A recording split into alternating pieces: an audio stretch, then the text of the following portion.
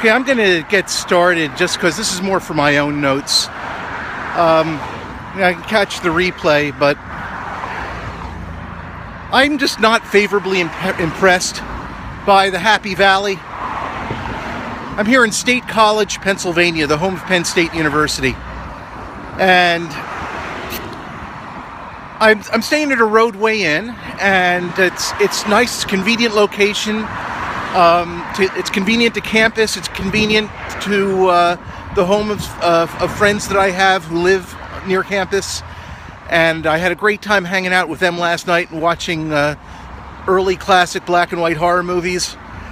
Not for all tastes, but anyway, on their recommendation and the recommendation of the guy at the Roadway and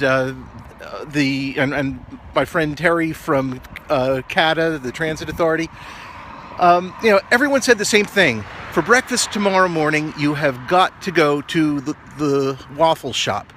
And I did that, and I followed their universal recommendation, and I'm not impressed. Is it better than IHOP or Denny's? Yeah. For a local diner, it's really very good. But it's got this attitude because it's famous, I guess, and it's got this large local following that, as you saw, went out the door. It has something of the clip joint to it. I sat down and I ordered, and I had the waffles, and I kept hearing great things about their home fries. I want to try the home fries, but I wasn't sure I wanted a full order, so I asked my waitress if I could have just a sample, just a forkful to see if I might like it. And she said, no, there's a policy. We can only sell full portions. And, okay, well, not how I played, but, I don't want you to lose your job over it, so, okay. And I had my meal, and like I said, it was a good meal. Not much you can do wrong with Belgian waffles, and, it was a nice banana and walnut topping. Coffee was good. I've got no complaints about the meal. But then I went to pay, and I asked the cashier if that was in fact the truth, that there was a policy that they can't give out any kind of free samples. He said, yes, that is a policy. So I went to pay, and I pulled out my debit card, and he says, oh, and we don't take credit cards. Now, I know some places. I mean, I used to work in the East Village in Manhattan, and, funky neighborhood like that. Yeah, okay, you can get away with, hey, this is a cash-only establishment. But we're in friggin' State College, Pennsylvania. It's a diner, for crying out loud, and they don't take credit cards. It's strictly a cash business. So, I mean, I would not want to incite anybody to rob the place, but there's probably a lot of cash lying around. And the reason why they don't accept credit cards, as far as I can tell, is not that they've gotten burned on people's bad credit. It's that they've got an ATM machine, they got an ATM there, and I'm willing to bet they make a small fortune off the ATM, and they'd rather make money on credit card transactions than have to pay a credit card fee. And it's not like their prices are cheap and they can't afford it. I couldn't agree more. But in the meantime, this thing has become a small franchise of 3 places, and it's like the locals swear by it because it's locally owned. And I am 99 times out of 100 going to go to a locally owned place than a chain. Yeah, true that. It's got to be a tax shield, and it's got to be a revenue stream from the ATM. So it's a clip joint.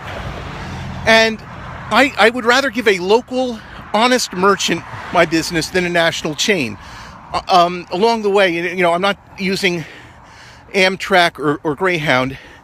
I also try to avoid chain restaurants like Applebee's. There's an Applebee's here. There's a Fridays here. I'm not going to eat there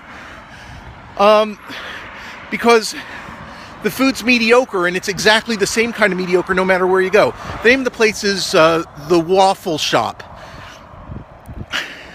And it's right here on 322, which is a friggin' death trap. There is a certain amount of inherent danger in the cross-country local. I'm going from the East Coast to the West Coast using only mass transit. So, yeah, I don't expect it to be easy. I don't always expect it to be fun. I've had some pretty good luck with stuff so far, and I'm not complaining. But it just strikes me as odd that this place would be able to do that and still maintain a reputation as being the place to go for breakfast in town. So anyway, that's my rant.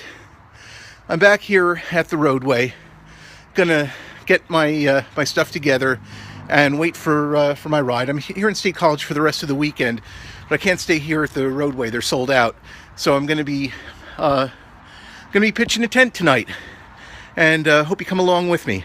This is William Friedman. Please follow the Cross Country Local on Facebook, and if you can help out on the GoFundMe campaign, thank you for the hearts. That'd be great. Cross Country Local. Also on Twitter, and on your travels, if you make it through Clarion, try a place called Vinny's.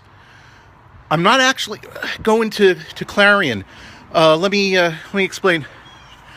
I at first I was going to be going at least near Clarion, because I figured the way west from Pittsburgh might be up through